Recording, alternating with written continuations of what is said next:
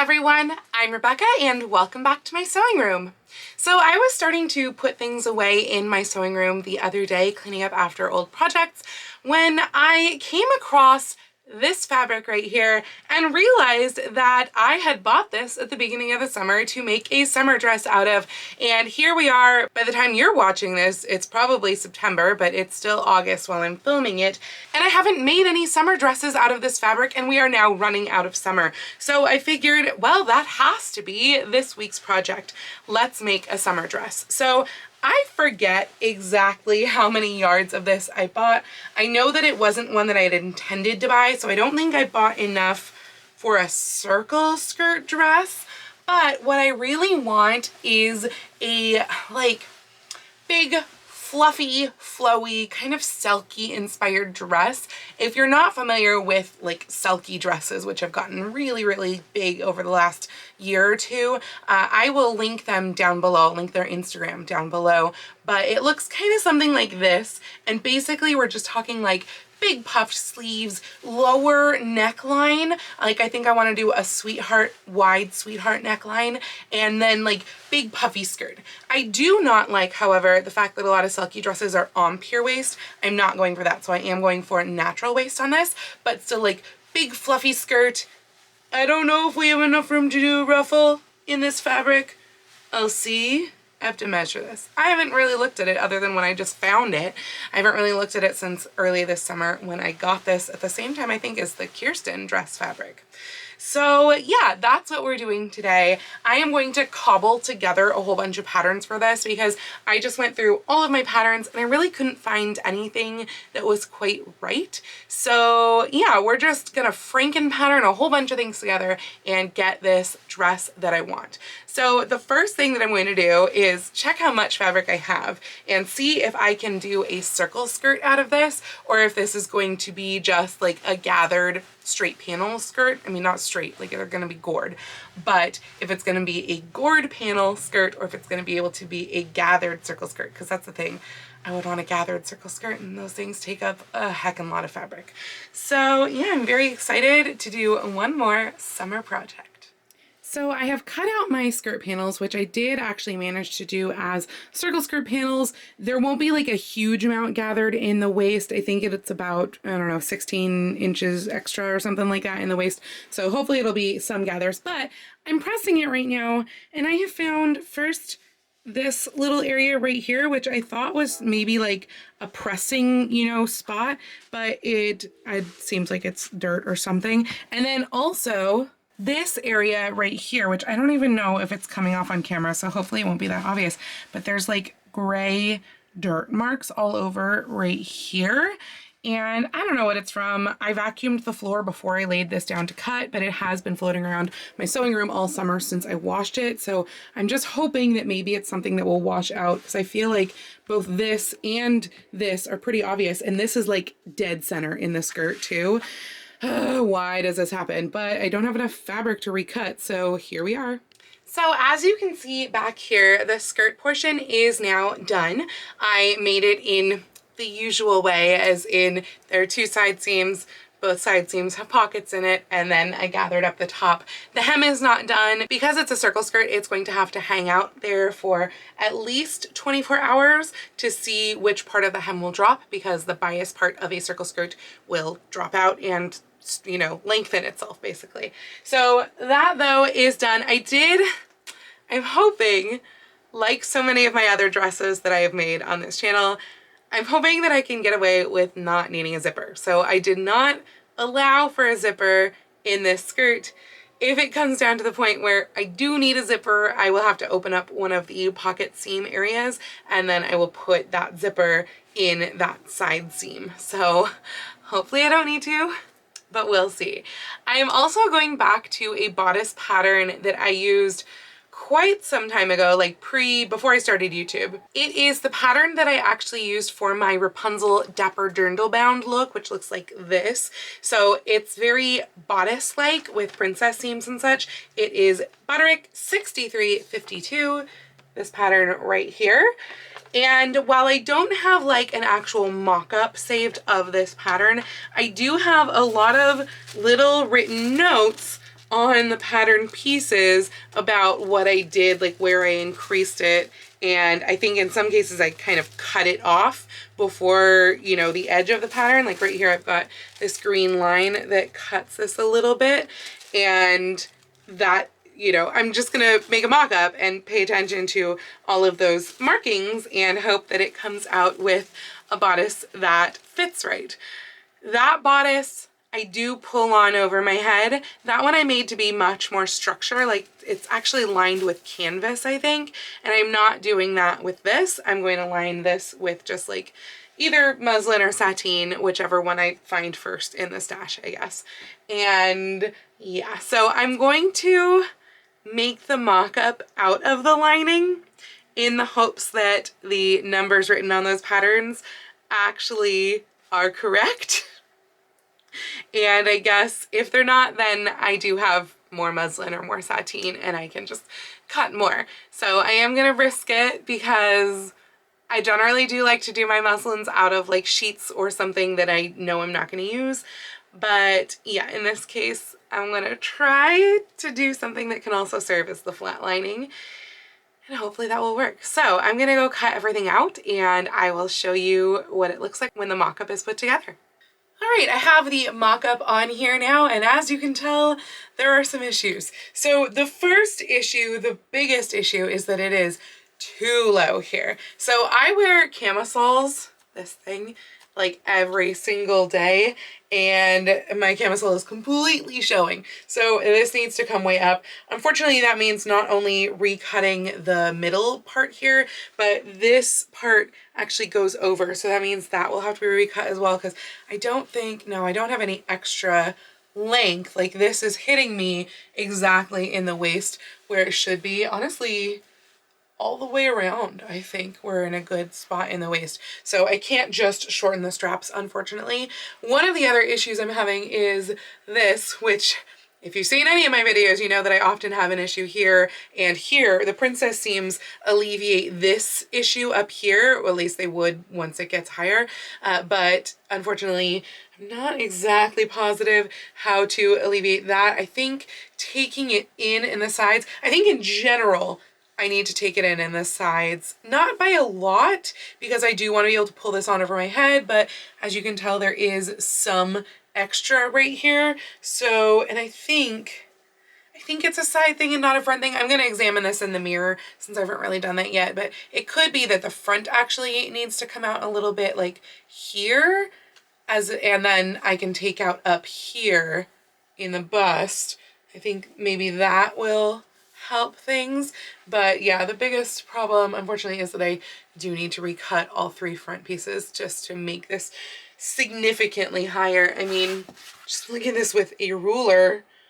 I need this to be, well, on the side here, like where the seam is, at least 2 inches higher, because then I'll take the seam allowance down and that will lose a little. But yeah, 2 inches there and probably 1.5 inches in the center, maybe up to 2 inches in the center as well once we take away seam allowance, because 2 inches would give me 1.5 inches basically once the seam allowance is gone. So yeah, these need to be recut a lot.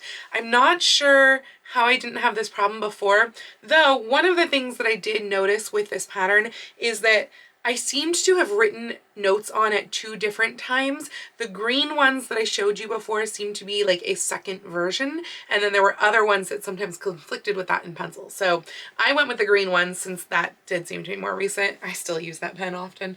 I don't remember what project that was, but it was something. So I'm gonna try working with all these, but I will be recutting the fronts. Waste of sateen, oh well. All right, here we have take 2. The neckline is much higher now. I think it's in a really good place. The seams here, the seam allowance, like it needs to be clipped. That's what you're seeing that looks bunchy. It's not that the fit is off. The fit's actually excellent through the bust, so it's great. I do still feel like it's a little large on the bottom. What I wound up doing was I took in the center portion right here by not very much. Like I want to say like it was maybe 3/8 inch on each side over here. I also took a little bit out of where the neckline was here. Like I took about 1/8 inch out where it already existed, and then I continued taking that out up to where you see it here. So that is why that curved in fit is so good there. Now I do still have excess under the arms. I took out a 1/2 inch on each side from this like side front panel here under the arms, but I feel like it could have a little more. So I think what's gonna happen is I'm gonna take in this seam kind of all the way, less down here at the waist than there is at the bust, obviously, because the bust is like noticeably large, whereas the waist is just a little bit large, but it's very close. So yeah, probably down here, I'll just take it in like a 1/4 inch on each side of the seam allowance. So basically it'd be 1 inch all the way around at the waist. Up here, it's gonna be more than that. I'm not sure exactly how much, but it's gonna be more than that. Okay, so actually slight change of plans because I went to go look at this in the mirror for like 2 seconds and I realized that this seam is actually hitting at the center where I want it, but when I smooth this out, do you see what's happening in the back? That is where it's too big, and then it's just kind of rocking itself forward because it's too big in this back seam right here. So of course that one is more difficult for me to take in because it's in the back and I can't reach it. So I'm just gonna have to guesstimate how much to take out, but that is the one that's gonna get taken in. Oh my gosh, that fits so much better. Look at it in the back. It is not gaping. There is still a little bit under the arms here, but I worry if I bring it in too much. Like my Dumbo dress that I made earlier this summer, that one can feel a little pitty, like it's too up in the armpits. So I do kind of worry that if I bring it in more, it might get that feeling back. So I think I'm actually just gonna go ahead and leave it where it is. It fits so much better at the waist now, fits so much better like through the arm area now, that I think I am in a good place. So now I get to take this all apart again, of course, and use it to cut out the daisy fabric and then put it back together again. I'm using this as flat lining, so I'll be serging around the outside of each of the pieces to make the two, this and the daisy, you know, stick together.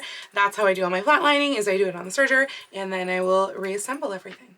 Okay, so actually, and I don't even know how noticeable this is, but I took it in 1/2 inch more at the like top part of the side back here, and I think it looks even better. I'm getting a lot less gapping underneath the arms. So now I am going to go cut out the actual, but first I'm actually going to lay this pattern out and trace it onto my paper patterns so that I can use this one again. Well, shoot, I just cut this piece out. I haven't flatlined it or anything yet, luckily, but look at that. All that crap on there. I don't know what that is from at all. And then I went and looked over here. This is where I cut it off of. And there's like a whole bunch of all of that crap. I don't know if my iron is doing something. Like I did notice when I cut this piece out on the muslin mock-up that my iron spit onto here. I don't think it's the most obvious and it's on the inside, so I'm just leaving that, but see, you can see that brown spit that it had from my iron, and I don't know if maybe my iron did this or what, but obviously I'm gonna have to recut this piece because this is right in the front and that would be crazy obvious. So I actually decided to see if it would wash off with soap and water. So I undid the pins from this side and just took it over to the sink and gave it a go. And yes, it actually did. So I did it on the rest of the other section I hadn't cut yet, but this is good to go. And I will be able to cut the last 2 pieces from that other section. All right, the bodice is all assembled now. I think it is fitting really nicely. The one thing that I'm not liking about it is right here, and I can't quite tell if this is a matter of the fact that I have not actually like clipped the seam allowances here and so it's puffing because there's too much extra fabric there, or if it is because it actually just needs to be flattened out a little bit right here. I'm kind of thinking that it's the latter, that it needs to be flattened out above the bust point. I don't usually like to clip corners and stuff in bodices where like the seam is exposed because obviously that's going to wear faster by having, you know, raw edges in there where you have to clip that. So I think I am going to try fixing that latter part, which is just to make it so that the curve isn't there, like to make that straight. And I think hopefully that will work. And if not, then I will go in and I will clip my curves in the bodice.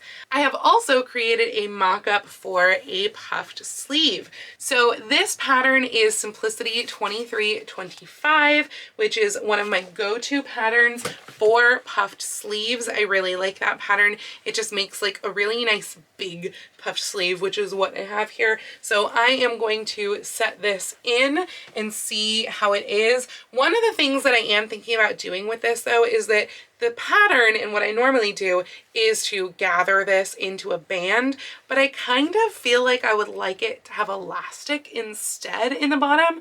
I think that that might just do a good job of like having it, you know, stay up my arm basically to have it shorter like that, because that is what I want with this being a summer dress. And I think the elastic would do a better job of like staying in place, because otherwise with a band it is going to want to slip down to that longer length. And so yeah, I think I'm gonna do elastic in there, but for the mock-up at least, I just have it with gathering stitches and then the gathering in the top. So again, I really love this sleeve pattern. I made the mock-up out of sateen. This mock-up is literally the exact pattern with no changes. I have used this pattern for a lot of other things because there's notes on it again. I don't remember what all. I kind of want to say Elsa might be one of them because the increases that I did to this are very large, and Elsa has a very large sleeve, so it might have been from that.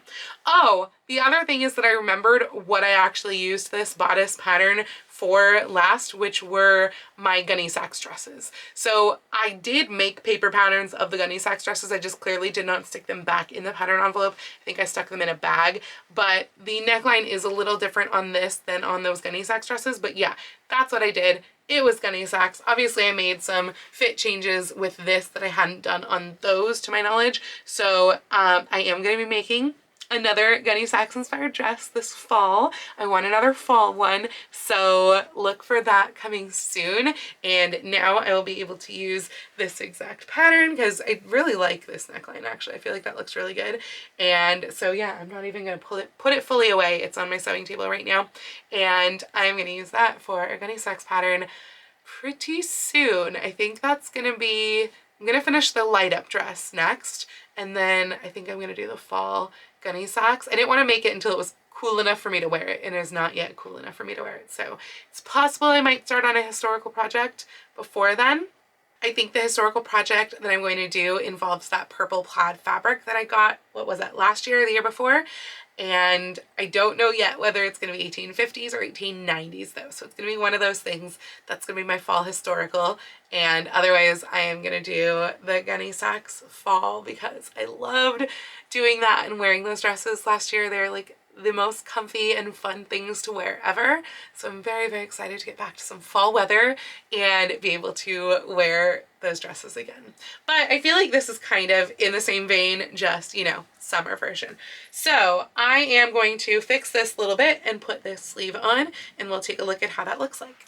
All right, sleeve is attached, and I also fixed this bust issue right about here. I just shaved off like about 1/8 of an inch in this curve, basically changing where kind of the point of the curve was. And I think it's fitting much, much better now so that I don't need to clip into those curves because it ironed quite nicely.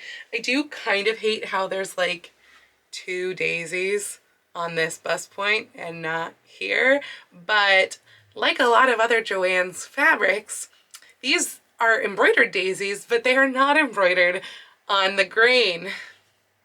I don't know why it's so hard for Joann's to get things on the grain, but apparently it is. So that's why the daisies are very scattered and why I wound up with 2 on one bust point and none on the others. Hopefully it's not like that distracting. Of course, now that I noticed it, I can't stop looking at it.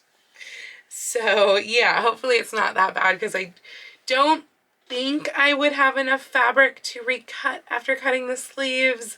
I'm not sure. I'd also just rather not recut. But speaking of the sleeves, I love it.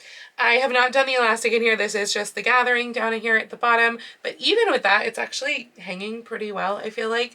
And the puff is exactly what I was looking for in the puff. It is just that wonderfully large puff. So I'm going to take this off. I'm going to use this as my liner. Luckily, since it is the actual pattern, I don't have to like redraw the pattern onto paper.